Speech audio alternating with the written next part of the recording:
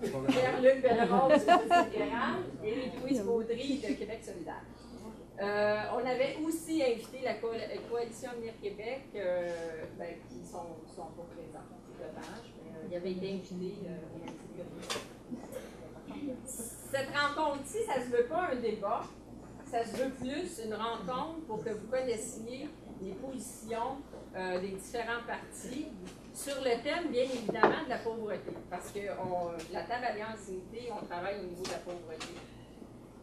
On a une MRC où on retrouve beaucoup de pauvreté. Fait que c'était important qu'aujourd'hui, on puisse interpeller les candidats par rapport à ça. Avant, aujourd'hui, la semaine passée, ils ont reçu un document. Je vais vous en lire une partie parce que c'est important, ça va mettre la table. Qui présente dans un premier temps en équipe, puis par après, il y a des questions par rapport à 5 thèmes. La façon qu'on va procéder, on va piger. C'est pas facile, on va piger. 3 noms différents. On va piger l'ordre de réponse. C'est M. Villeneuve, c'est lui qui commence à répondre. À la deuxième question, on fait la même chose, puis vice-versa. Et à la fin, on va se garder un temps, parce qu'on s'est réunis, nous, avant, pour présenter un peu les différentes positions de partis. Et on a travaillé en petit comité pour se dire qu'est-ce qu'on aimerait nous autres entendre, qu'est-ce qu'on voudrait, quel engagement important qu'on souhaiterait que le candidat ou la candidate qui est élu, on voudrait qu'elle fasse quand elle va être rendue au gouvernement. Fait qu'on va vous présenter ça pour terminer la rencontre. Merci. Donc, je vous l'ai dit, Alliance Unité, c'est une table de concertation d'organismes impliqués dans la lutte à la pauvreté. Ça regroupe la Maison de la Famille, le groupe d'entraide en Brutalité qui a bien voulu offrir ses locaux aujourd'hui, le groupe populaire des Clics, la Maison des Jeunes de Berthier, la Pastorale sociale et l'Envol et le CLSC de Berthier. Le Comité de développement social de Dautré, c'est un comité où on retrouve des organismes communautaires, des institutions, des représentants du monde municipal. Puis la préoccupation importante, c'est de travailler au mieux-être, à la qualité de vie de toute la population de la MRC d'Autré. Ça embrasse ces idées-là. La MRC d'Autré, c'est un grand territoire où on retrouve d'importantes concentrations de pauvreté. Et ça, dans chacun des 3 pôles. Parce que dans la MRC, il y a 3 pôles. Saint-Gabriel, Berthierville, la Dorée-la-Vallée. Dans plusieurs municipalités, la défavorisation matérielle et sociale est vécue par beaucoup de personnes, beaucoup de familles et beaucoup de personnes aînées. Cette pauvreté a des impacts majeurs sur la qualité de vie des personnes, sur la santé, sur l'éducation, l'emploi et l'exercice de la citoyenneté. Des impacts également sur toute la collectivité qui ne peut bénéficier entièrement de l'apport de chacune de ces personnes. Donc, on a choisi 5 thèmes qui vous tiennent à cœur et on veut avoir les réponses de chacun des candidats. On va faire une première question. Je vais poser la question par après. Peux-tu dire oui. 3 minutes? Oui. Vas-y, chaque candidate a 3 minutes pour répondre. Après 3 minutes, même si la chose est intéressante et qu'on souhaiterait qu'il poursuive, la cloche va sonner. On ne peut pas la manquer. Donc, la première qui va répondre, c'est Louise Baudry. Donc, on va commencer. Tu réponds pas tout de suite pour aller la question. Louise Baudry, après ça, M. Bellerose, M. Villeneuve. Donc, la première question. La pauvreté a des effets directs sur la santé des personnes.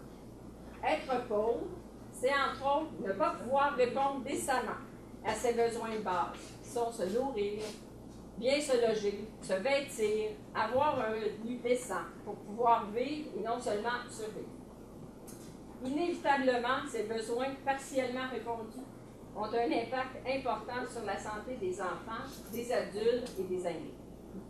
Être en santé, c'est physique, mais c'est aussi avoir une santé psychologique qui permet de bien fonctionner dans notre quotidien. Alors, voici la question. Nommez 3 actions prioritaires, concrètes, que votre parti fera s'il est élu et qui amélioreront la santé des milliers de personnes de votre comté, dont la MRC. Madame Gauthier. À Québec solidaire, on est un parti pour qui la santé, c'est important. Et nous proposons des solutions très concrètes. nous avons un vaste réseau de CLSC qui a été mis en place dans notre circonscription. Vous savez que notre CLSC était l'un des plus vieux CLSC en milieu rural qui a été mis sur pied ici au cours des années, qui date des années 70. Alors on dit pour nous, là, on veut l'ouverture des CLSC 24 heures par jour, 7 jours semaine. Le personnel va être là, les infirmières, les médecins, les préposés, les auxiliaires familiales. Alors les gens sont là pour répondre aux besoins. C'est bien sûr un CLSC qui est accessible, proche, pas un bourreau-chef à Joliette, puis il faut se déplacer à Joliette, c'est dans chaque localité. On parle aussi d'un médecin de famille pour toutes les personnes. Je ne sais pas si vous êtes comme moi, mais au 31 décembre, j'ai plus de médecin de famille. Alors, la santé, on passera, si on veut avoir besoin de médecin. Alors, on dit pour chaque personne. On parle aussi des médicaments qui coûtent très cher.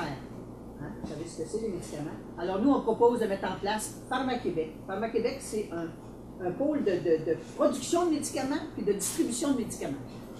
Et on sait que si l'État du Québec prend en charge ce Pharma-Québec, ça va vouloir dire 2 milliards de dollars d'injecter dans l'économie qu'on va pouvoir réaffecter à d'autres services sociaux. On parle aussi de soutien à domicile élargi. Ça veut dire que les gens décident de rester à domicile, qu'ils aient de l'aide pour y rester. Parce que ce n'est pas de tout se retrouver à l'urgence, de tout se retrouver dans les centres d'accueil, de se retrouver dans les maisons d'hébergement, qui va faire en sorte qu'on va mieux vivre. On veut que les gens restent en région, que les gens puissent vivre dans leur coin de pays. Quelqu'un qui est habitué de rester à Berthier, qui déménage à Joliette ou n'importe où à Montréal, il est déraciné de son milieu, il est privé de son réseau habituel de connaissances, d'amis, etc. Et c'est pas ça qui va améliorer la santé. Pour réussir à améliorer la santé, en tout cas, on aurait demandé trois gestes concrets, mais on pourrait en nommer d'autres.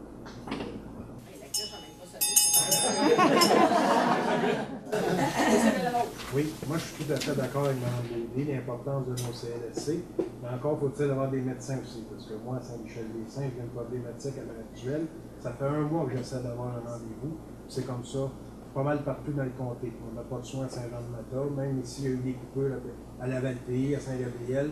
Donc, il faut conserver nos CLSC. Nous, ce qu'on propose aussi, c'est 50 super cliniques qui vont être ouvertes 7 jours sur 7. La formation de 2000 infirmières praticiennes qui va faire en sorte qu'on va pouvoir avoir accès à des services de santé. On va avoir plus d'accessibilité, pas nécessairement un médecin, mais il y a certaines tâches que les infirmières praticiennes vont pouvoir faire sans nécessairement justement avoir le recours à un médecin de famille. Alors ça, c'est 2 actions complètes. Et comme Mme Beaulieu disait, les CLSC, on y tient dans le comté, on a failli en perdre un à Saint-Alphonse-de-Rivière. On a vécu la même chose à l'Épiphanie, qui ont perdu leur CLSC. Donc ça, je vais me battre jusqu'au bout pour conserver les CLSC. C'est notre premier centre de services de santé. Ça, c'est primordial de les conserver. Donc, on a les 2 mesures, super cliniques, des infirmières praticiennes qui vont être disponibles pour l'ensemble de la population. Ces 2 mesures qui vont être directement très importantes pour le comté de Berthier qui a des problèmes à ce niveau-là au niveau de la santé. Donc, on mise là-dessus. Et moi, j'ai été dans plusieurs organismes comme Mme Beaulieu qui est très impliquée. Je salue son implication d'ailleurs parce qu'elle est toujours pour les causes, c'est une militante de première heure. Et comme député, pour être garanti de mon soutien à ce niveau-là, je vais toujours être là à la première heure pour défendre les besoins des citoyens. Puis comme vous le savez, la santé, c'est un enjeu qui est très important dans notre comté. Et c'est un enjeu qui est universel, que ce soit au nord ou dans le sud. On a eu beaucoup de coupures, on a eu différents problèmes qui ont réduit notre accessibilité aux soins de santé. Donc ça, ce sont 2 mesures qui vont nous aider tous et chacun à avoir des meilleurs soins. Parce qu'une fois qu'on est dans le système, on a des bons soins. Donc, c'est vraiment l'accessibilité qui pose problème. Puis l'urgence de Joliette, ce n'est pas une solution non plus. On sait que dernièrement, c'était à 270% d'occupation. Puis le problème qu'on vit, c'est qu'on est entre Masquinongé et Joliette. Donc, nous, on n'a pas d'hôpital. On a seulement des CLSC qui manquent souvent de médecins. Donc, il faut vraiment conserver nos CLSC et offrir les services qui s'y rattachent. Et ça, je m'engage formellement à le faire. Je ne suis pas un sauveur, vous savez, personne qui a cette prétention-là. Mais c'est d'avoir le leadership nécessaire pour conserver nos institutions en santé et améliorer les soins de santé qui y sont attachés.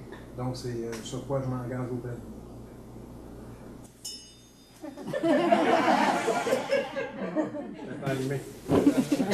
Monsieur Villeneuve. Alors, bonjour tout le monde. Merci à l'organisation justement d'avoir organisé cet événement. Ça nous permet de se rencontrer. Ça nous permet à vous aussi de voir les différences qu'il peut y avoir entre les différentes formations politiques. Je veux saluer les jeunes du Carrefour Jeunesse Emploi qui sont avec nous ici pour cet événement. D'abord, vous dire qu'en santé, une des premières choses qu'on doit faire, c'est protéger et augmenter. Quand on parle de santé, on parle de budget aussi. C'est de protéger et augmenter le budget en santé. Lors du premier budget, parce que je peux vous rappeler, je devrais que vous le gardiez en tête, là, nous sommes Parti québécois depuis 18 mois. Les gens nous ont confié la gestion de l'État depuis à peine 18 mois. Et on a déposé 2 budgets jusqu'à maintenant. Et dans les 2 budgets, on protège et on augmente le budget de la santé. Je pense que c'est la première chose à laquelle il faut se faire. Deuxième chose, il faut aussi s'assurer que dans la région de la Naudière, on puisse avoir l'équité en santé. Vous le savez, vous en avez entendu parler dans les journaux, ça fait depuis plusieurs années que la Naudière est sous-financée et la courbe montante du sous-financement à chaque année augmentait. On est arrivé au pouvoir en 2012, on a fait fondre de moitié l'équité en santé dans la Naudière. De moins 42 millions, on est rendu maintenant à moins 23 millions. Une amélioration notable est en vue. On sait qu'en Naudière aussi, on a eu la difficulté à obtenir le droit d'avoir des médecins parce que les médecins sont répartis sur le territoire de façon régionale. Et depuis qu'on est là, on a réussi à monter à 27 le nombre de médecins qui peuvent venir pratiquer ici, donc soigner les gens d'ici. Au lieu de 12, 14, 16 et 18, nous, on est rendu à 27 qu'on peut aller chercher. Ça a permis, entre autres, aux Lanaudois, 20 000 Lanaudois, depuis maintenant, ont accès à un médecin de santé. Au Québec, c'est 323 000 personnes de plus qui ont accès à un médecin de santé. Il en reste encore, pour des raisons, 275 000 qui n'ont pas de médecin de santé. Dans 18 mois, ça fond depuis la moitié le nombre de gens qui ont accès et qui n'avaient pas accès à un médecin. Je pense que c'est, il faut le noter, je pense que c'est une belle réussite à ce niveau-là. Je veux parler CLSC, je veux parler GMF et je veux parler super clinique. Alors, CLSC, puis elle a tout à fait raison, Mme Boudry, effectivement, c'est une belle réussite, les CLSC. Et ça, on n'enlèvera pas ça, c'est là. Au niveau des GMF, c'est les groupes de médecine familiale. Hein, c'est les médecins, les travailleurs autonomes, puis les GMF, ça a été mis en place justement pour s'assurer qu'on puisse avoir accès à des médecins dans les cliniques GMF. Le Parti libéral propose des super cliniques. Moi, je vous dis ceci.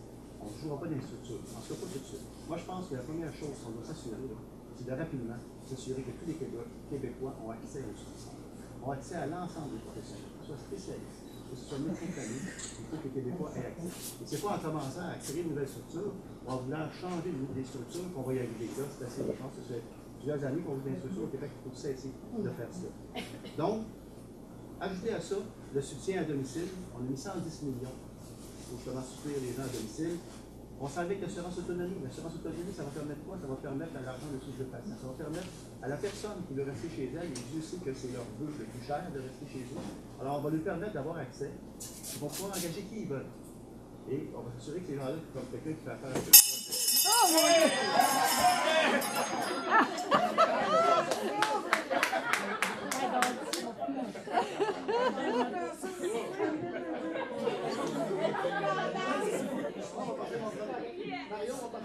Merci. Merci beaucoup. Donc, la deuxième question, on va commencer. Oui. Donc, la deuxième question, c'est au niveau de l'emploi. Notre MRC a subi plusieurs fermetures d'entreprises qui ont mis à la rue beaucoup de travailleuses et de travailleurs. Ces personnes ont développé des compétences dans leur domaine et une bonne partie d'entre elles doivent retrouver un emploi, ce qui représente tout un défi. De plus en plus, les emplois exigent de nouvelles habiletés technologiques et un minimum de scolarité, soit un secondaire 5. Ces emplois sont également très souvent hors de notre MRC.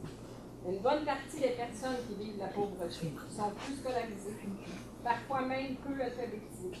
Elles n'ont pas d'auto et ont peu d'accès à du transport collectif, puis on le sait, c'est un problème important dans notre MRC. La question, nommez 3 actions prioritaires, concrètes, que votre parti fera s'il est élu, afin que des milliers d'adultes de votre comté, dont la MRC de Dauphine, puissent avoir accès à un emploi et à un revenu décent. Comme je le disais, l'emploi et l'économie, ce sont 2 priorités pour moi, parce que moi, je suis formé en gestion d'entreprise et en développement économique. Donc, c'est 2 enjeux primordiaux pour le comté. Puis on le sait, on a beaucoup de décrochage scolaire dans la MRC Dauphine et la MRC Matalonie, les 2 MRC qui constituent le comté de Berthier. Et moi-même, comme initiative personnelle, je me suis engagé, si je suis élu, à verser 10% à la Fondation des Samars pour contrer le décrochage scolaire. Parce qu'on sait que l'éducation, c'est l'outil privilégié pour s'en sortir dans la vie. Moi, j'ai été chanceux, j'ai pu aller au cégep, j'ai pu aller à l'université. C'est ce qui a fait en sorte que j'ai des possibilités, que j'ai des belles opportunités présentement. Donc, il faut miser sur l'éducation. Il faut évaluer aussi si on peut avoir un centre de formation dans le comté. Il y a une expérience, un projet pilote qui se fait à Saint-Zanon, la maison familiale rurale.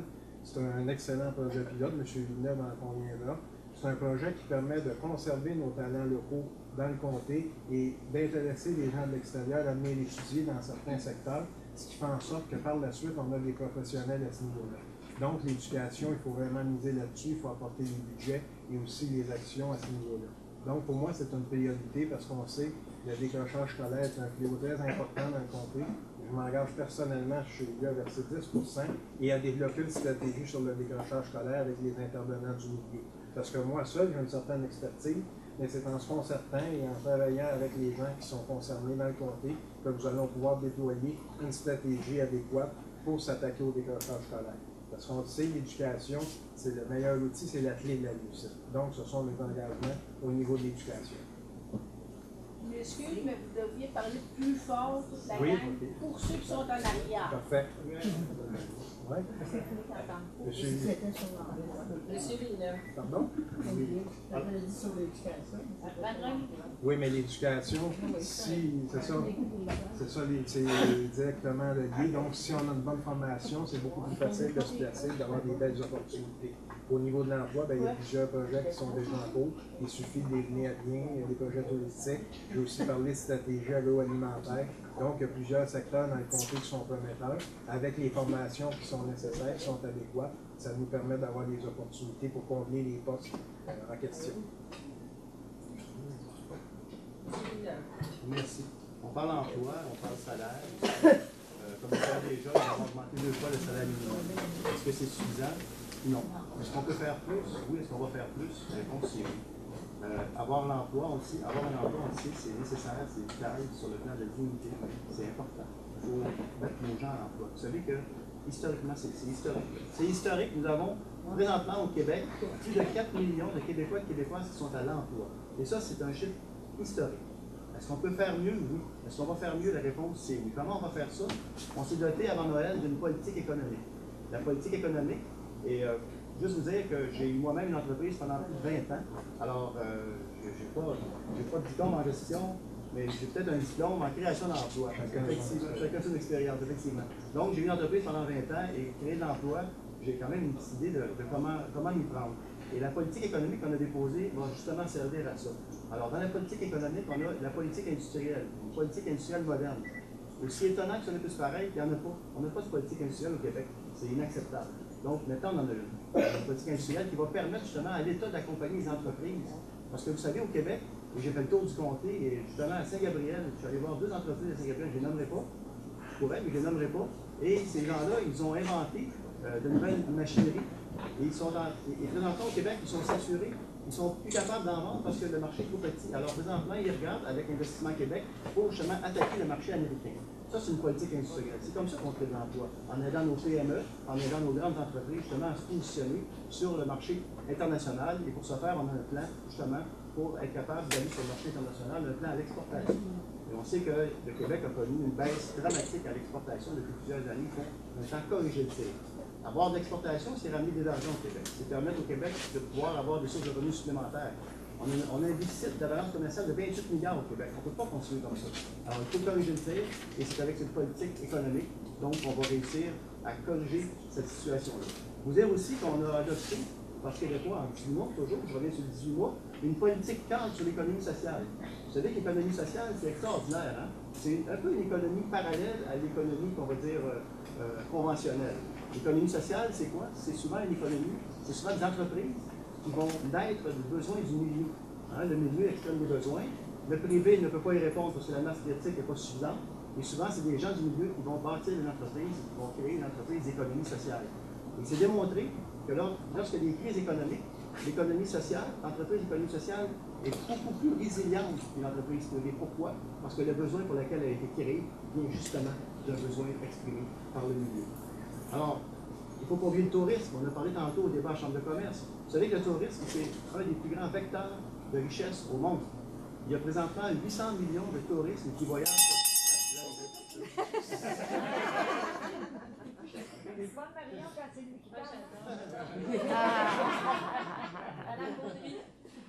faut avoir accès à l'emploi. Il faut être capable de manger 3 fois par jour.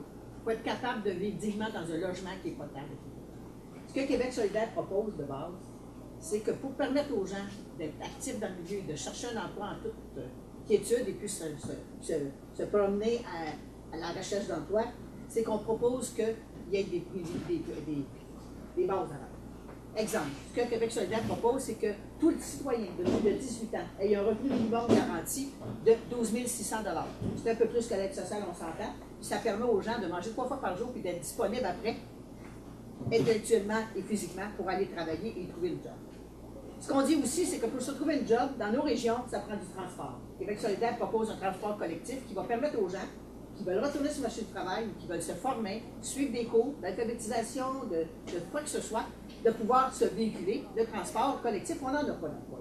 On en a. On dit aussi que quand on arrive sur le marché du travail, ça prend un salaire décent. Je suis de cette génération de femmes et d'hommes qui ont marché pour avoir le hausse du salaire minimum.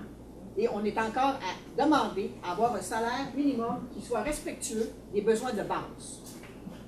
Quand on s'en va travailler, puis qu'on n'est pas plus profitable que si on n'avait pas de travail, si au bout du compte, ça nous coûte plus cher d'aller travailler, c'est pas incitant à aller travailler. Mais moi, je pense que les gens, à Québec solidaire, on pense que les gens doivent être motivés à aller travailler si on y perd son argent et si on y perd son gagne-pain, puis ça nous coûte plus cher, bien, c'était quoi l'incitation à aller travailler? Aussi, quand on a un travail, on parle aussi d'étaler. Ça, c'est un peu plus à développer un peu plus, mais on parle d'étalement d'impôts. C'est pas normal, quand une personne a 10 000 $, qu'elle paye de l'impôt, qui est proportionnellement plus gros que quand on en gagne 100 000. Quand on a un gros salaire et qu'on paye un pourcentage d'impôt, ça doit respecter le. Alors nous, on dit pas 3 niveaux d'impôt, on parle de plusieurs niveaux d'impôt, ce qui fait que. Ce qu'on dit aussi, c'est que c'est beau baisser les impôts ou parler de hausser les impôts, mais ce qui fait le plus mal aux gens démunis, c'est la taxe santé.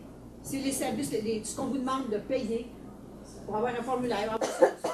Alors, on peut toujours dire on n'a pas monté les impôts, mais quand en plus de ça, on nous rajoute un prix, là, la taxe santé, là, je ne sais pas, là, mais nous autres, à Québec solidaire, on l'a à travers la gorge. On est le parti qui a décidé d'abolir cette taxe santé. Alors, ce qu'on propose, c'est un peu ça, c'est de créer des conditions préliminaires pour avoir accès au travail, puis quand on cherche du travail, d'avoir des conditions qui nous permettent de trouver le travail, puis quand on est sur le marché du travail, d'avoir des salaires décents qui nous incitent à progresser dans comme ça, puis à ne pas être tributaire de conditions qui nous fait des fois désespérer d'aller marcher sur le marché du travail. C'est bien sûr ajouter à ça toutes les conditions de...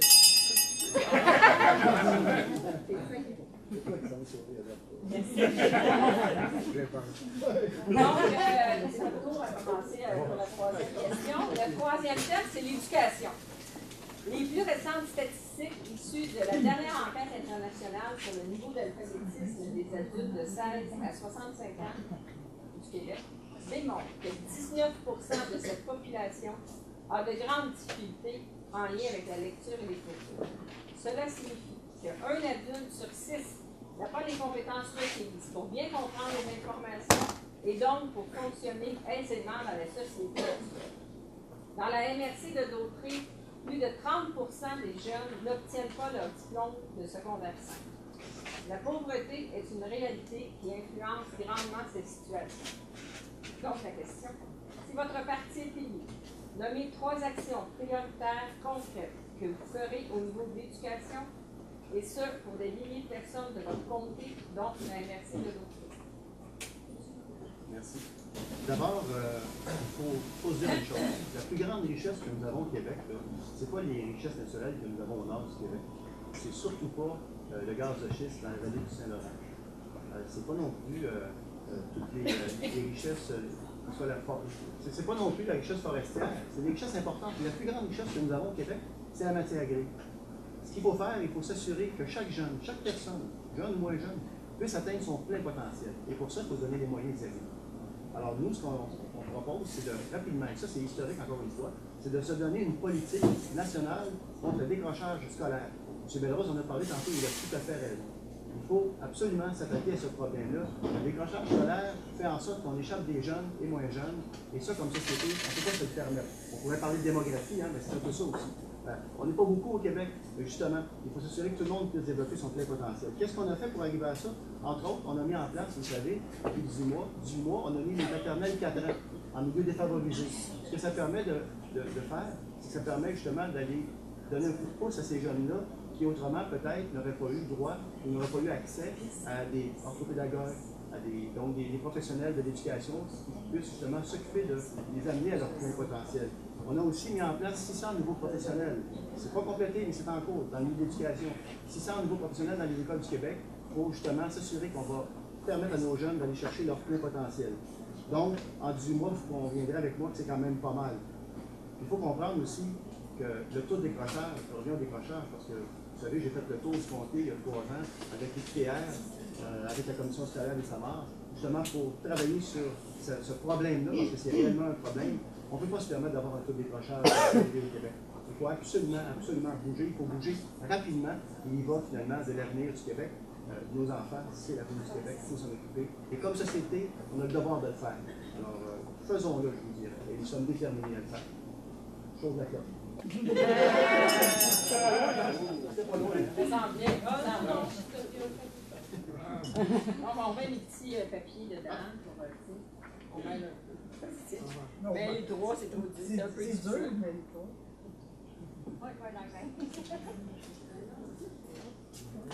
Non, monsieur Villeneuve, c'est parce que c'est. Oui, les deux, on va. Excusez-moi. Excusez-moi. Je suis pas pressée que ça finisse, là. Moi, je comprends aussi que c'est Mais ça va être monsieur Villeneuve quand même qui va commencer. Ben, Québec solidaire, on dit que l'accès à l'éducation, ça passe par la gratuité. C'est pas normal que, dépendamment du revenu des parents, les enfants soient pénalisés dans l'accès aux études. Nous, ce qu'on propose, c'est l'accès gratuit de la maternelle à l'université. Un jeune de Berthier qui a envie d'aller à l'université a aussi droit d'aller à l'université qu'un jeune de Montréal. Mais il y a plus d'obstacles. Le transport, s'il veut s'en aller à Montréal, s'il veut étudier, il doit se loger là-bas, les parents doivent contribuer, etc. Alors nous, on dit, il y a déjà assez de frais à assumer que l'éducation soit accessible gratuitement de la maternelle à l'université. On comprend aussi que l'éducation, puis ça on n'en parle pas souvent, je suis contente d'être ici parce que dans notre région ici, on a fait nos preuves dans ce côté-là. C'est ce que Québec solidaire propose, c'est un plan national d'alphabétisation. C'est pas normal, si on veut accepter que les gens puissent aller continuer aux études, c'est pas normal qu'il y ait des gens qui ne puissent pas le faire à cause de problèmes d'alphabétisation. Ce qu'on dit aussi, c'est le décrochage scolaire, c'est inadmissible, c'est indécent, ça ne peut pas durer comme ça. Alors, nous, on est prêts à soutenir des projets pédagogiques qui visent à contrer le décrochage scolaire. Et ce que nous, on propose, c'est que ce soit des gens dans la rue, des gens directement qui sont concernés. On peut confier ça aux écoles, mais il y a des gens dans le milieu ici qui sont spécialisés là-dedans, qui ont développé de l'expertise, qui sont proches des gens, qui savent c'est quoi les besoins des gens. Alors, c'est ce que Québec solidaire propose au niveau de l'éducation. Oui, je vais continuer avec ce que je parlais tout à l'heure, parce qu'on a parlé d'emploi, d'éducation, on sait que c'est interrelié. Nous, ce qu'on propose aussi, c'est d'accroître les périodes d'aide aux devoirs, que ce soit au primaire et au secondaire. Ce sont deux mesures qui ont été très populaires dans les dernières années. Donc, on veut ajouter du temps, ajouter des spécialistes qui vont se consacrer à ça. Il y a aussi, étant donné que de plus en plus, le système d'éducation, comme tous les autres systèmes, se perfectionne et s'adapte au temps, nous, ce qu'on veut, c'est enlever certains fonctionnaires qui vont partir à la retraite, ne seront pas remplacés. Donc, on va avoir 40% plus d'argent qui vont pouvoir être versés aux écoles, qui vont aller dans les services, qui vont aller justement à l'étudiant comme tel, pas nécessairement pris dans les structures. On veut réinvestir au niveau de l'éducation. Et comme je disais tout à l'heure, moi, j'en ai fait un engagement personnel parce que j'ai été tuteur des élèves en difficulté. L'éducation, c'est un enjeu très important. Pour moi, c'est la bataille de ma vie. Quand je vois le décrochage scolaire dans la Matawini et dans le Gaudry, c'est très marqué. Et je vois plein de talents, plein de jeunes qui sont privés parce qu'ils n'ont pas les moyens d'aller plus loin. Donc, il faut multiplier les efforts à ce niveau-là. C'est pour ça que j'entends un engagement personnel en versant mon salaire. Et même si je suis élu député, je vais continuer à travailler très fort à ce niveau-là. J'aide encore des jeunes dans leur cheminement, que ce soit en français, en mathématiques. Et c'est vraiment un engagement personnel, encore plus qu'un simple député, pas un simple député, mais que le rôle de député ou que le rôle de politicien, c'est vraiment le combat de ma vie. Parce que pas d'éducation, je vais pouvoir vous dire, c'est difficile de se placer et d'avoir des emplois de qualité avec un salaire qui est appréciable. Tout augmente, c'est de plus en plus difficile de joindre les deux bouts. Donc, quand vous avez une bonne formation scolaire, c'est pour ça aussi que je veux regarder la possibilité d'avoir un centre de formation professionnelle dans le comté. On a déjà la maison familiale rurale à Saint-Venon, qui est un excellent concept.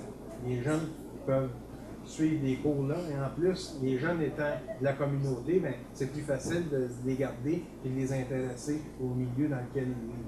Donc, ça, c'est une autre priorité pour moi. Et comme M. Vignoble, lui parle de politique nationale, moi, au niveau du comté, je veux qu'on se concerte ensemble avec les acteurs du milieu pour développer une stratégie, parce qu'on a certaines réalités qui sont différentes de l'autre scolaire. Donc, avec les intervenants du milieu, développer une stratégie contre le décrochage scolaire. Parce que le succès de notre comté passe vraiment par l'éducation.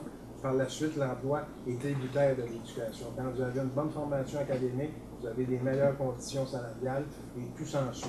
Donc, moi, l'éducation, c'est une priorité très importante pour la suite, justement, pour l'emploi, pour le développement économique. Ça passe par l'éducation.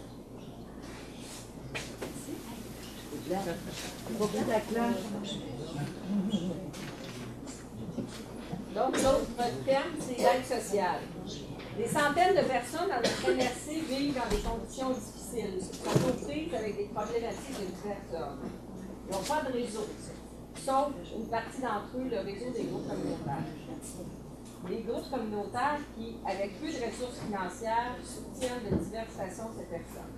Par exemple, à chaque semaine, le groupe d'entraide entre Pelletier remet 150 dépannages alimentaires afin que des adultes seuls, des familles, des aînés puissent manger quelques bons repas dans leur semaine. Et ce n'est qu'un exemple, il y en a une tonne d'autres. La question, nommez 3 actions prioritaires concrètes que fera votre parti s'il est élu, afin que toutes les personnes qui reçoivent de l'aide sociale puissent retrouver leur dignité, améliorer leurs conditions de vie, qui d'année en année se détériorent. Monsieur le juge. Merci. Alors, je vous dirais comme action prioritaire, c'est de continuer notre travail. Le 30 octobre dernier, nous avons agi contre la pauvreté en investissant plus de 2,9 milliards de dollars. Cela inclut 34 actions concrètes, comme la construction de 3 000 logements sociaux, la création de 28 000 nouvelles places en CPE, et on sait que les nouvelles places en CPE, ça a un effet direct sur la pauvreté. Ça fait reculer la pauvreté. Parce que les familles monoparentales, qui sont souvent composées évidemment d'une femme et d'enfants, aussi des hommes, majoritairement c'est des femmes et des enfants, ça permet aux parents, à la femme, de retourner sur le marché du travail. Et ça, c'est démontré que ça fait reculer la pauvreté. Donc, 3 500 nouvelles places en milieu défavorisé, la bonification de l'aide financière à 60 000 prestataires de l'aide sociale. Certains ont dit que ce n'était pas assez, ils ont raison. Mais en 25 ans, c'est la première fois qu'il y a une hausse. Alors, je pense qu'il faut aussi souligner ça. La hausse des seuils d'admissibilité à l'aide juridique. On vit dans une société de droit. Il faut que les gens aient accès, justement, à se défendre, aient accès à des avis juridiques, aient accès à un organisme comme, justement, l'aide juridique pour pouvoir se défendre. Il y a aussi la hausse des prestations de l'IVAC. Donc, les victimes d'actes criminels, maintenant, peuvent avoir accès à cet organisme-là en ayant un salaire un peu plus élevé. Donc, ça permet à plus de personnes de pouvoir se défendre adéquatement. On a aussi pris des mesures pour accroître la participation au marché du travail et le développement des compétences. Nous avons intensifié l'intervention d'Emploi Québec, notamment auprès des prestataires des programmes d'assistance sociale, dont les personnes de moins de 25 ans, les personnes de 55 ans ou plus et les personnes handicapées. La stratégie vise à accroître les compétences de la main-d'œuvre dans les entreprises en mobilisant les milieux de travail pour faire de la formation et du développement des compétences une priorité. Alors, la peine de vous le lire textuellement parce que je pense que chaque mot est important.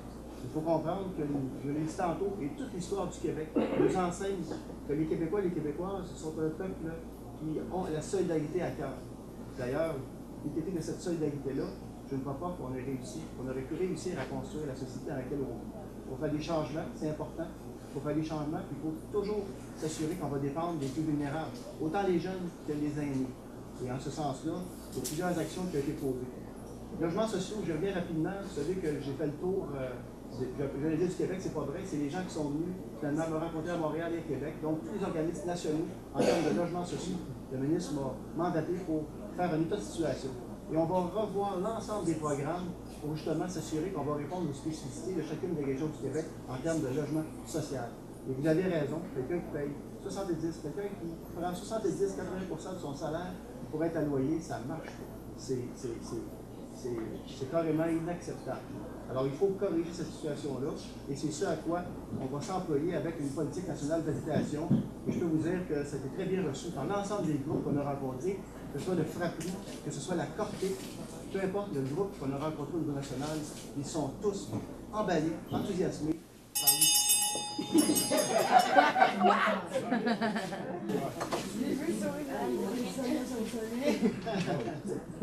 On s'entend-tu que quand on est l'aide sociale, d'avoir gardé notre dignité, des fois, ça fait peur. Je vous dirais dans mes mots à moi, ce que Québec solidaire propose, c'est ni plus ni moins que l'aide sociale disparaisse. Il n'y a plus d'aide sociale. Parce que recevoir un chèque d'aide sociale, c'est aussi être étiqueté dans la communauté. C'est avoir une atteinte à sa dignité. Nous, ce qu'on suggère, c'est que tout le monde, toute personne de 18 ans et plus, reçoive un revenu minimum garanti. Ça ne s'appelle plus l'aide sociale, ça ne s'appelle plus la location à personnes accidentées. C'est un revenu minimum garanti pour tout le monde. C'est sûr qu'il y a du monde qui n'en aura pas besoin, mais quand ils vont faire leur rapport d'impôt, on va réajuster ça. Mais ça veut dire que tout le monde de plus de 18 ans va recevoir un revenu minimum de 12 600 $ par année. Donc, plus d'étiquetage, plus de motivation à motiver auprès de l'agent d'aide sociale si on est bon, une bonne assistance sociale, une mauvaise assistance sociale, etc. Le revenu minimum garanti va être donné à tout le monde. Et après ça, là, les gens qui en auront trop, ils paieront dans leur rapport d'impôt. Alors, désolé si les gens en ont trop, mais on ne veut plus d'aide sociale. En plus de ça, c'est ça, vous aurez un chèque qui sera comme tout le monde aura. Et il n'y a plus personne de cataloguer le premier du mois à la caisse populaire à dire il a changé son chèque, il est là. Puis ça, 12 000 $, ça veut dire un peu plus que l'aide sociale qu'on reçoit présentement de base, c'est même beaucoup plus. Donc ça permet aux gens de vivre décemment. Ce qu'on dit aussi, c'est qu'à l'aide sociale, améliorer les conditions de vie, c'est améliorer le logement. M. Linda vous a parlé de logement. À Québec solidaire, on propose 50 000 logements sociaux et communautaires, parce que c'est là que les personnes à faible revenu puissent vraiment s'en sortir au niveau du coût du logement. Puis on parle aussi que l'aide sociale doit aussi passer par une politique ou une façon d'accompagner les groupes qui aident les gens qui sont itinérants. On sait, peut-être que la situation, on parle du plus Montréal, mais à Saint-Gabriel, on a des itinérants aussi. Donc, c'est des gens qui n'ont pas de revenus, qui sont à l'aide sociale et qui n'ont pas. Alors, c'est ça. Et puis, augmenter les chèques d'aide sociale, c'est quelque chose qui peut soulager temporairement. On est tributaire d'un ministère de la solidarité. Vous savez que, comme moi, que la loi d'aide sociale est la loi la plus injuste parce qu'on n'a pas droit au nombre nominal du travail. C'est une loi qui n'est pas soumise au minimum que les autres personnes qui vivent d'autres revenus.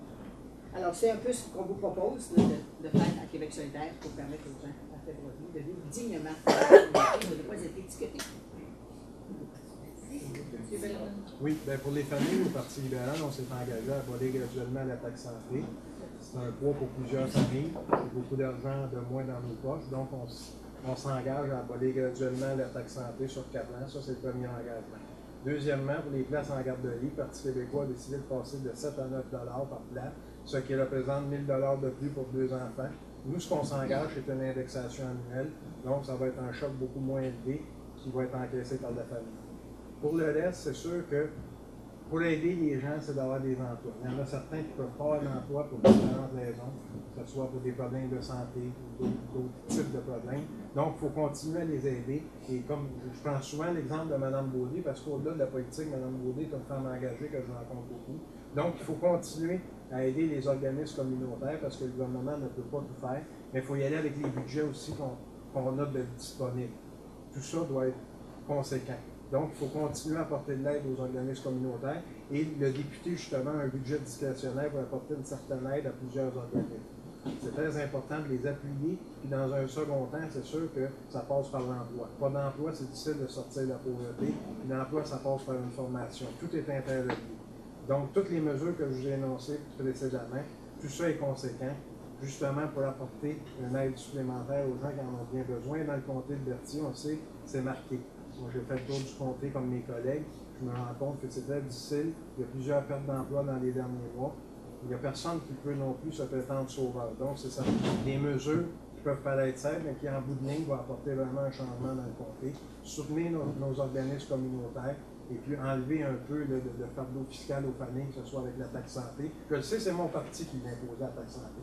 Avant qu'un de mes adversaires n'en parle, je vais vous le dire, je n'étais pas en accord avec cette taxe-là, parce que c'est une taxe qui est injuste, que les familles doivent assumer. Moi, je n'ai pas peur de vous le dire, je vous le dis honnêtement. Ça, il faut l'abolir pour donner de l'oxygène aux familles. Au niveau des places en garderie, c'est la même chose. On trouve que de 7 à 9 $, c'est trop difficile, les familles, d'encaisser ça. Donc, ce qu'on propose, c'est une indexation annuelle qui va donner encore là de l'oxygène. C'est mes propositions, je vous le dis en toute honnêteté. Et pour le reste, il faut poursuivre l'aide qui est apportée aux organismes communautaires, qui sont des acteurs importants, que ce soit dans le comté de Berthier ou partout au Québec, des gens qui ont une expertise, qui sont là pour les bonnes raisons, comme Mme Baudry, que je salue d'ailleurs. Merci. Donc, on va passer à la dernière question. Je suis correcte, je pose des questions. Donc, Mme Baudry. Donc, la dernière question, c'est sur les groupes communautaires. Dans chacun des 3 pôles de la NRC, on retrouve plusieurs organismes communautaires qui œuvrent auprès des personnes, entre autres les plus vulnérables de la collectivité. Leur mission est souvent en lien avec des besoins essentiels des personnes, soit la sécurité alimentaire, le bien-être des enfants et des aînés, l'éducation, la prévention, l'emploi, le transport. La politique d'action communautaire autonome, adoptée en 2001, alors, ça fait tout de même longtemps, reconnaissait le travail indispensable, et c'était ça qui était dit, indispensable des organismes. Puis peut-être en passant, il faut se dire que les organismes communautaires, c'est des créateurs d'emplois. Oui. Il y a beaucoup d'emplois dans les organismes. On ne parlera pas des salaires, mais on va Elle préconisait un financement à la mission, et ce, par chacun des ministères où se rattachaient des organismes. Chaque organisme communautaire reçoit annuellement de son ministère d'attache un financement pour sa mission globale. Ce financement est nettement insuffisant et même irrespectueux du travail réalisé par des travailleuses et des travailleurs qui s'investissent quotidiennement pour un mieux-être de toute la collectivité de Beaupré. La question. Prenez 3 actions prioritaires et concrètes que fera votre parti s'il est élu afin que tous les groupes communautaires de votre contrée que la MRC de Beaupré ait accès à un financement décent, on aurait peut-être expliqué que ça veut dire décent, qui leur permettra de poursuivre leur travail pour améliorer la réalité des personnes les plus vulnérables de nos vies. Madame Justin. C'est un domaine que je connais un petit peu. Pour les gens qui ne savent pas, j'ai été pendant les 20 dernières années de travail, je suis maintenant à la retraite, coordonnatrice d'un centre de femmes, d'un organisme communautaire, responsable du budget. Alors, je suis allée à Québec, autant quand c'était les péquistes que les libéraux, négocier des revenus décents pour mon organisme qui était sur le bord du trottoir à donner des services directs à la population. J'en ai entendu de toutes les couleurs. Alors, quand on est arrivé à Québec solidaire, on a dit, on fait quoi avec cette situation-là? On a trouvé que c'était inacceptable aussi.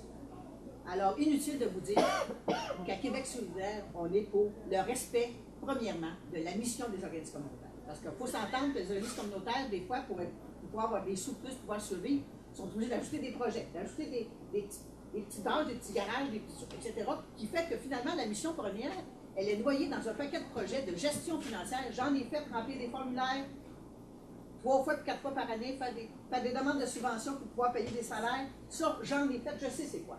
Et c'est inadmissible. Pendant que je faisais ça dans mon bureau, je ne donnais pas des services directs à la population. C'est pourquoi l'organisme avait été mis sur pied. Alors, je sais de quoi je parle. Donc, le respect minimal dans le financement de l'autonomie dans l'organisation. Le rehaussement progressif. Je ne dis pas que demain matin, Québec solidaire est au pouvoir, que tous les organismes communautaires vont avoir 200 000 de budget minimum. C'est pas vrai. Mais on veut préconiser le rehaussement, c'est-à-dire l'élévation du budget, de façon progressive, tout en disant que ce budget-là, il est rattaché à la mission. On ne donne pas de conditions aux organismes communautaires, on vous donne 10 000 $ de plus, mais vous allez faire ça. Ce sont les personnes qui ont mis sur pied les organismes communautaires qui sont en mesure de décider ce à quoi sert l'organisme communautaire et ça pourquoi on a été créé. Si un centre de femmes demain matin et plus un centre de femmes, on ne respecte pas la mission première, c'est pourquoi les gens. Puis ça aussi, une des solutions, j'en ai deux, j'en ai pas trois, mais j'en ai deux, c'est de favoriser que les organismes communautaires aient une participation citoyenne dans le milieu. Parce que souvent, les organismes communautaires, on nous dit que c'est des têteux de subvention, c'est des gens qui vont chercher de l'argent. Mais on oublie que dans la société, les organismes communautaires, si on n'était pas là, si on n'avait pas travaillé, ça coûterait pas mal plus cher à l'État. Nous, on est en avant dans la prévention avec les gens. Donc, puis, en passant, un problème qu'on a aussi, je vais le mentionner, qu'en est-il de la situation des personnes des groupes qui font de la défense de droits?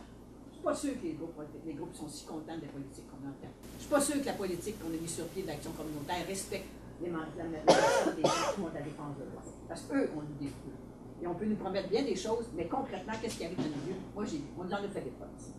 Alors, je veux dire, favoriser la participation citoyenne, ça veut dire que les groupes communautaires dans le milieu sont des agents importants qui ne se font pas imposer par le ministère des directives ou des missions sur quoi ils n'ont pas été fondés.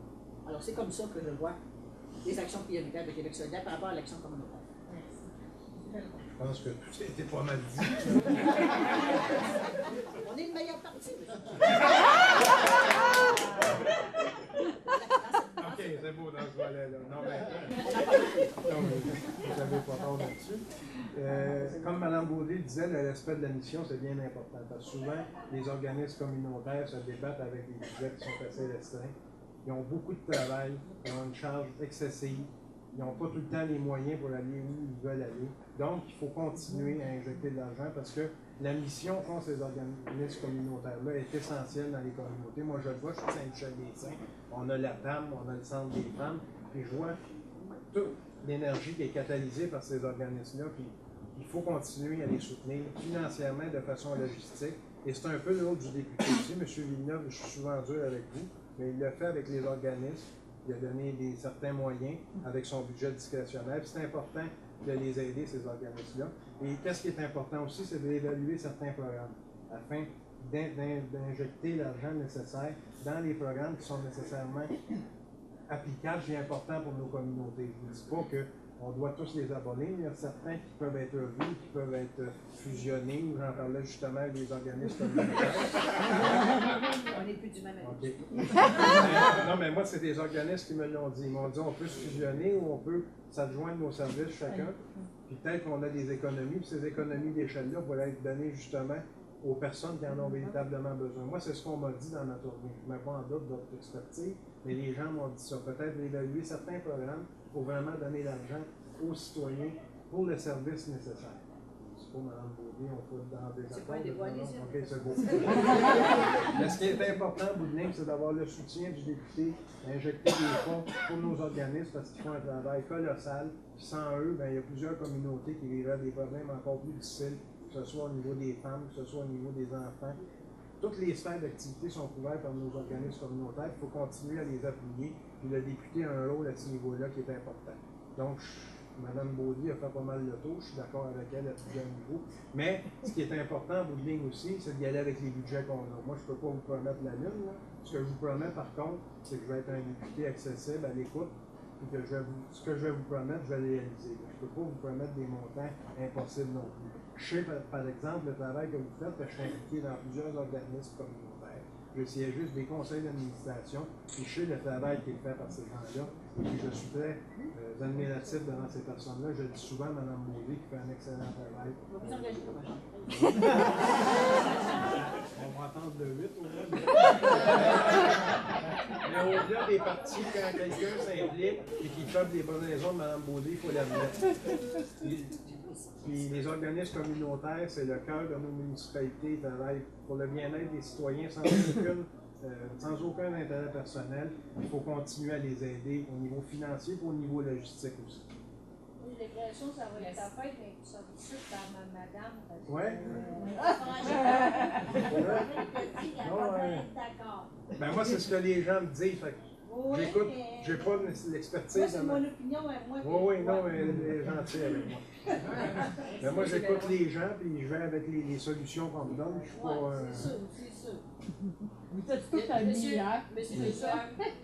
Oui, merci. Écoutez, je pense qu'au-delà de toute partisanerie politique, c'est très clair, on s'entend sur une chose, c'est que les organismes communautaires font un travail sur le terrain exceptionnel. Ça, là-dessus, on s'entend très bien là-dessus.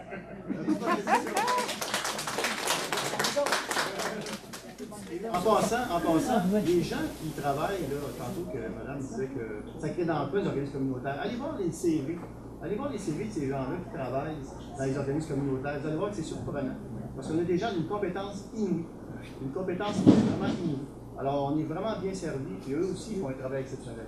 Maintenant qu'on a dit ça, il faut comprendre qu'il y a aussi, et on l'a vu tantôt, en 2001, il y a eu, si on peut dire, une certaine reconnaissance. Mais cette reconnaissance-là du travail des entreprises, pas les entreprises, mais les organismes communautaires sur le terrain, cette reconnaissance-là, c'est bien beau, hein, mais il faut aller plus loin que ça. Et nous, tantôt Mme Baudry parlait de promesses. Moi, je ne fais pas de promesses. Moi, je me dis que dans le budget, le dernier budget qu'on a déposé à l'Assemblée nationale, là, il y a 162 millions pour les organismes communautaires au Québec. Et ça, ce n'est pas une promesse, c'est attaché, c'est dans le budget. Alors là, je pense qu'on vient de répondre en grande partie aux demandes qui sont là depuis très très longtemps par les organismes communautaires. Enfin, ils vont avoir de l'oxygène pour pouvoir construire leur mission, qu'ils font d'ailleurs de très belle façon. Vous dire aussi qu'on met 6 millions par année pour le soutien aux organismes d'aide aux familles. Encore là, c'est bien beau la reconnaissance, mais il faut aller plus loin que ça et on va plus loin que ça.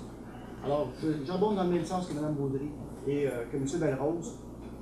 Il faut soutenir les organismes communautaires. Si l'État devait prendre ça en charge, ça coûterait une fortune. Un coup qu'on a admis ça, donnons-leur les moyens de pouvoir faire le travail et d'aller encore plus loin pour justement aider nos gens, les grands besoins. Alors, je pense qu'on s'entend pas mal sur ce point-là. Il faut, mais maintenant, il faut aller plus loin. Et j'écoutais M. Belrose, je n'ai pas de chiffre encore à vous donner, mais moi, j'en donne un. Il est inscrit dans le budget, 162 millions. Merci.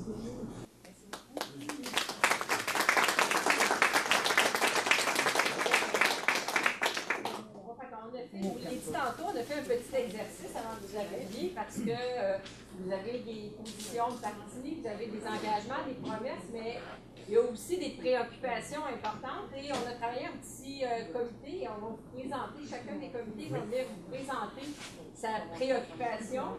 Et demain, parce qu'il y en a eu d'autres de nommer, on ne peut pas les dire aujourd'hui, et demain, je vais vous envoyer chacun un courriel avec la liste des préoccupations, puis si ça peut alimenter les jours qui s'en viennent et vous éclairer, ben, tant mieux.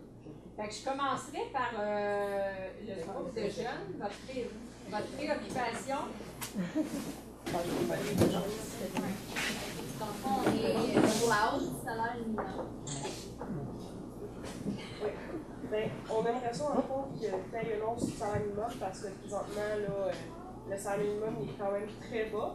Puis avoir une hausse du salaire minimum, bien, ça nous permettrait à chacun d'être plus motivé à aller travailler par rapport, dans le fond, au salaire qu'on recevrait. On aurait une facilité beaucoup plus élevée, dans le fond, à subvenir à nos besoins, surtout avec la hausse des services publics qui s'annonce avec les élections et tout, là, les taxes, l'école, peu importe lesquelles. Là.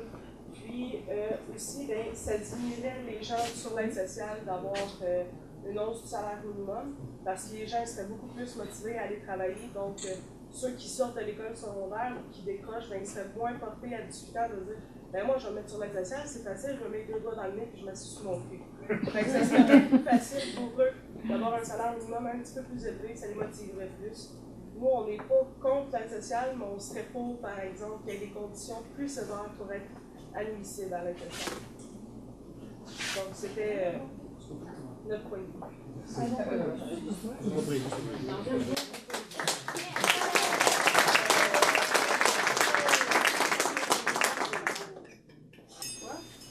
Plus fort. Il y a des gens comme moi qui sont Ok, d'abord. Non, mais nous autres, on s'est rendu compte que les organismes comme nos pères, il y a beaucoup de familles à faire qui font affaire soit de compte des flics, on appelle aussi la maison de la famille. Il y a de plus en plus de personnes qui font affaire avec les organismes comme nos pères. C'était juste ça la question. Merci, merci.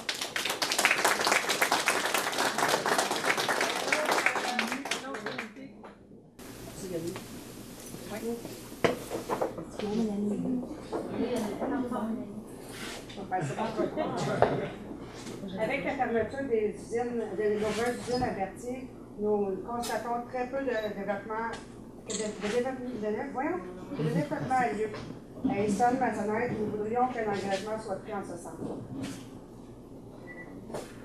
Il y en a deux.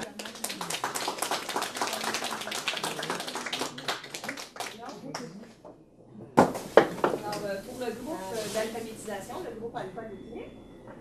Nous, ce qu'on demande, c'est des sous pour quelques petits points, la publicité, que les gens sachent qu'on existe, qu'ils puissent venir, mais de la publicité claire pour nous autres, pas claire pour ceux qui savent lire et écrire, claire pour ceux qui ne savent pas lire et écrire. Parce que la dernière campagne était bien belle, mais il n'y a pas grand monde qui a compris grand-chose. Ça déclic dans le fond, pour tous les organismes, ça nous sort de l'isolement. Les gens ne sont pas sûrs. C'est très important de donner des sous pour que les gens ne soient pas isolés parce qu'on sait que par la suite, ils tombent malades, etc., etc.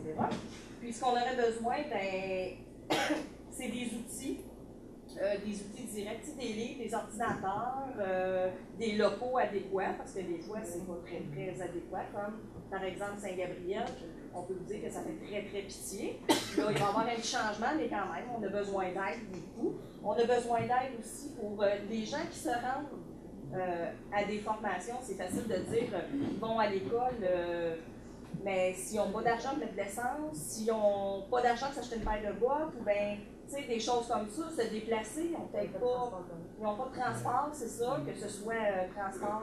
C'est pareil pour le travail, ça, c'est bien beau avoir un job, là. Comme moi qui habite dans le fin fond, là, je peux marcher à pied, ou quand même tempête de neige, le jour où ça défaite, si je viens pas. Fait qu'on a besoin de transport, on a besoin d'argent, de d'essence, une petite compensation aussi, tu sais, que les gens puissent se déplacer. Et puis, ben, ce serait intéressant qu'on ait des sous pour pouvoir donner plus de cours. Tu sais, c'est beau de dire on apprend à écrire, mais ce serait le fun qu'on apprenne à calculer aussi, qu'il y a des cours, mais on n'a pas de sous pour faire des groupes. Tu sais, jouer après les ordinateurs, c'est la génération d'aujourd'hui, mais on n'a pas d'argent pour avoir des professeurs pour les ordinateurs et acheter des ordinateurs adéquats, parce que là, ce qu'on a, c'est des dinosaures qui ne fonctionnent pas. Fait que, tu sais, des dinosaures, on ne fait pas grand-chose avec ça. On vous donnait un dinosaure, vous n'irez pas loin cette semaine avec ça. Fait que ce serait le fun d'avoir des sous pour ça. Mais qu'on ne crée pas des sous, là, que vous allez prendre, que vous allez nous donner, mais que vous allez nous faire payer X, X, ils vont nous donner 50% de ce que vous allez nous donner. Ce qu'on veut, c'est de l'argent concrètement. Merci. Merci.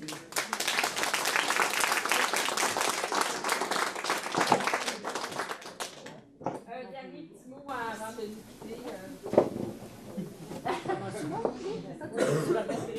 ben, écoutez, moi, je suis, à chaque fois que je viens ici, dans d'autres organismes communautaires, historiquement, je suis impressionnée du bagage, de l'intelligence des propos. Je ne suis pas surprise, mais à chaque fois, ça m'émerveille de voir des gens qui prennent en main une situation qui décident de la régler. Et ce que je souhaite qu'on ait un gouvernement prochain qui ait ce moyen-là de dire on va régler le problème. Qu'il n'y ait pas de partisanerie, qu'il n'y ait pas de querelle ou de chicane, mon père est plus fin que le tien, puis j'ai plus d'études que toi pour régler le problème. Moi, je rêve d'un gouvernement qui va être capable de négocier, entre tous partis confondus, comme vous le faites à tous les jours, entre vous, avec les gens, avec les personnes que vous rencontrez. Et ça, c'est ce que je rêve de politique. C'est ça pourquoi je suis dans la politique. Parce que comme vous, pendant plusieurs années, j'étais sur le terrain à négocier, pied par pied, ce que je voulais, ce que je voulais, ce que les gens voulaient, que les gens de mon entourage voulaient faire comme société. Alors, je nous souhaite, un futur gouvernement le 8 avril, qui ait compris vos messages et qui décide de travailler ensemble, qui soit minoritaire, majoritaire, et encore plus s'il est majoritaire. Parce que dans la société, quand on élit un gouvernement, ces gens-là, c'est pas parce qu'ils ont la majorité qu'ils peuvent avoir la prétention de représenter tout le monde. Il faut que chacun trouve, au bout du compte, un gouvernement qui dit « Ah, là, je me reconnais là-dedans. » Peu importe le parti qu'on voit. Alors, la démocratie, c'est ça. La démocratie, c'est de faire en sorte que tout le monde se retrouve et que vivent dans une société qui leur ressemble un petit peu. C'est le message que je lance aux autres partis et ce que Québec solidaire a offert, il faut de travailler en collaboration avec les autres. Peu importe le résultat. Merci de m'avoir.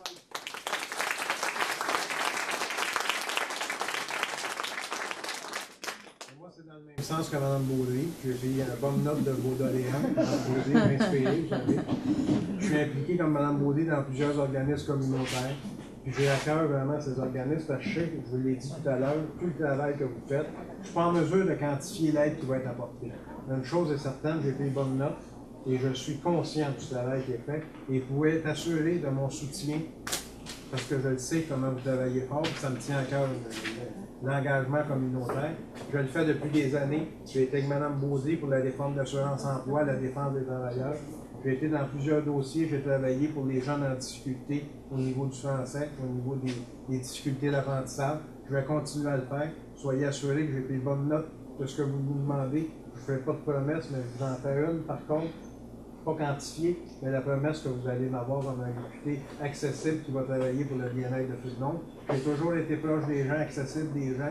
J'ai une certaine expérience, certaines qualifications en développement, mais de l'autre côté aussi, je suis un homme de cœur qui a toujours travaillé pour le mieux-être de sa communauté. Et si vous me donnez le privilège d'être votre député, vous pouvez être assuré que ça ne changera pas, vous êtes encore cet homme de cœur-là. Je vous remercie beaucoup, ça me touche d'être avec vous aujourd'hui. Continuez votre bon travail.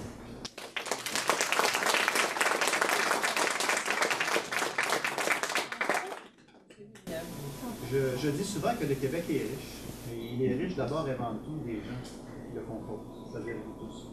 Vous êtes aujourd'hui la preuve vivante que c'est lorsqu'on s'unit ensemble qu'on obtient des choses. J'ai eu le privilège et l'honneur d'être maire de la municipalité de Lanoraie pendant 9 ans. Et quand j'ai été élu maire en 1999, dès l'année 2000, on a lancé ce qu'on appelle un exercice de démocratie participative, où on a invité toute la population à venir s'asseoir à l'école pour voir et rêver de Lanoraie. On veut que ça a l'air de quoi dans 5 ans et dans 20 ans, Lanoraie. Et c'est extraordinaire, parce que si Lanoraie a changé aujourd'hui, je donne l'exemple de Lanoraie, je sais que Saint-Gabriel fait un travail exceptionnel à ce titre-là. Berthier fait aussi un travail exceptionnel. Je parle de Lanoraie parce que c'est là que j'ai été maire. Mais c'est vraiment l'implication citoyenne qui a fait en sorte que, tout à coup, les choses ont changé. Et vous êtes un bel exemple ici aujourd'hui, d'abord de participer comme vous le faites. Hein, vous prenez le temps, et ça c'est important, vous prenez le temps de vous impliquer dans la campagne électorale. Je peux vous dire que c'est pas évident. Demandez à Mme Baudry, demandez à M. Belrose comment ça peut être difficile des fois de mobiliser les gens. C'est pas évident. Et bravo, bravo pour votre implication. Lâchez surtout pas. Et je termine en vous disant ce que ma blonde me dit souvent. Elle dit, vous les politiciens, vous avez le pouvoir pour bien vous donner. C'est vrai, mais vous les citoyens, vous avez le pouvoir que vous voulez bien prendre. Prenez-le. Merci.